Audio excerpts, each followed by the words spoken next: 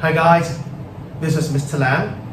Today I would like to make use of the 2019 DSE Oral Group Discussion Exemplar to talk about things that you may have to pay attention to when you do your group discussion. Alright, so without further ado, let's check out the video.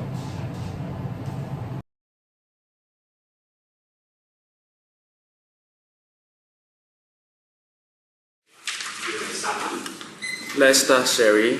Today we are going to talk about two students had been cash cheating at our school. Our class teacher has asked our group to discuss this issue. The first bullet point is about why students cheat. In my opinion, I think student cheat is some students are very weak. They do not want their assignment fail, so they want to copy to other students to get higher marks. So it is my opinion. The first one who speaks is candidate B. But first of all, there's one very important thing.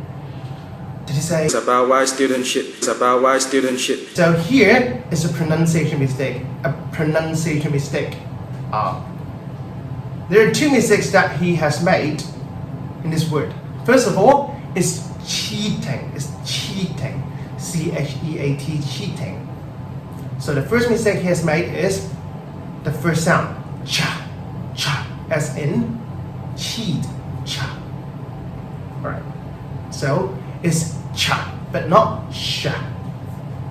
It's cha in cheating, but not sha in shit. Alright, so the second mistake that he has made is the middle vowel. Cheating, C-H-E-A-T, E-A. Alright, so EA actually forms a long vowel, E, E. But what he said is E, the short I vowel.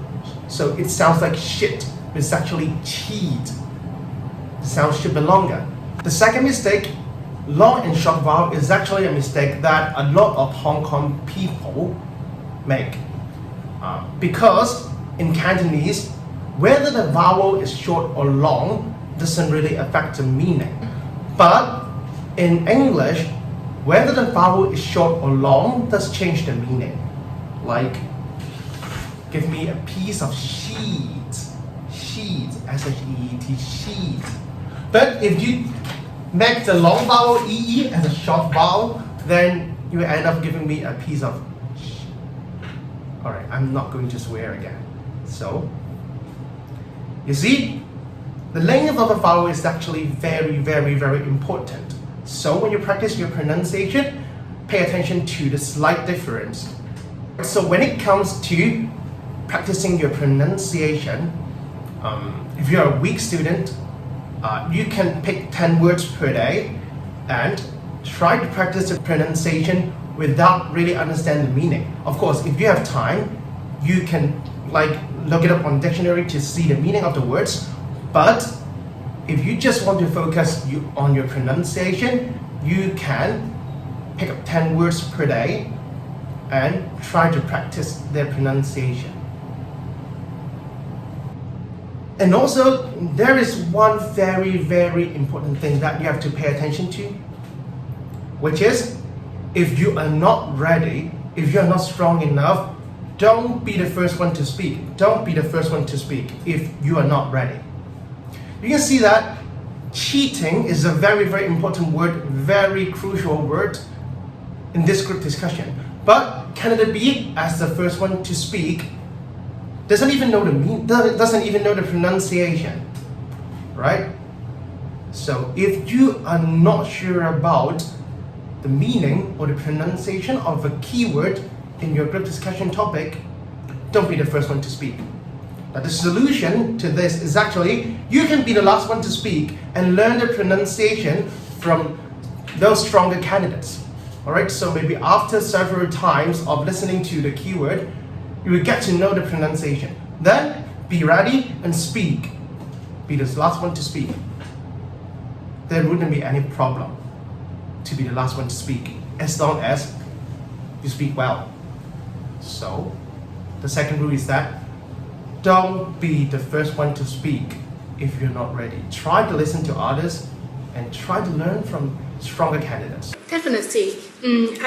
I believe your point, and some of them may be, and there are other rationale that students cheat is that some of them may be lazy, but they still want to get a better result on their exam or their homework. So this will trigger them to cheat.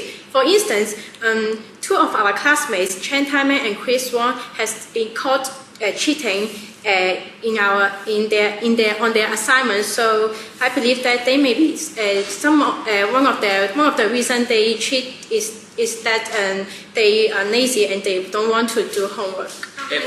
So the second one who speaks is candidate A. Now you can see that the fluency of the pronunciation of candidate A is stronger than candidate B. But the major problem of her is that is a she. Alright, she is quite hesitant. She hesitated a lot.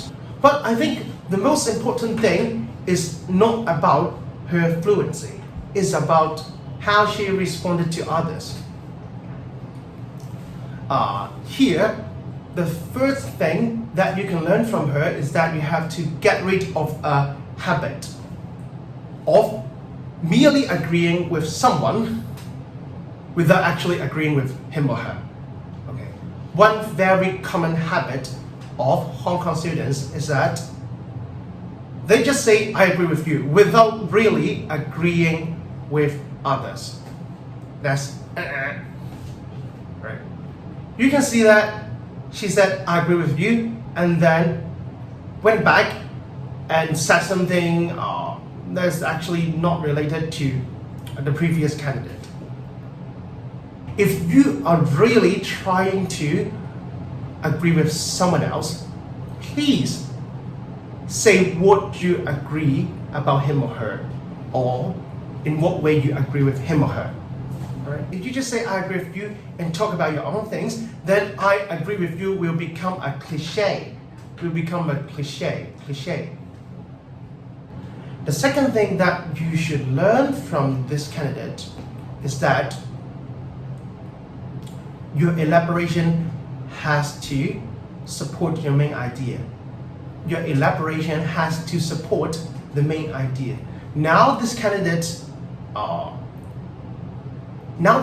doesn't really support her main idea, because her main idea of this round of delivery is students cheat because they are lazy. But she was just giving some examples without talking about why they cheat out of laziness. She didn't really talk about that. Chen Taiman and Chris Wong has been caught cheating on their assignments. So I believe that they may be one of the reasons they cheat is that they are lazy and they don't want to do homework.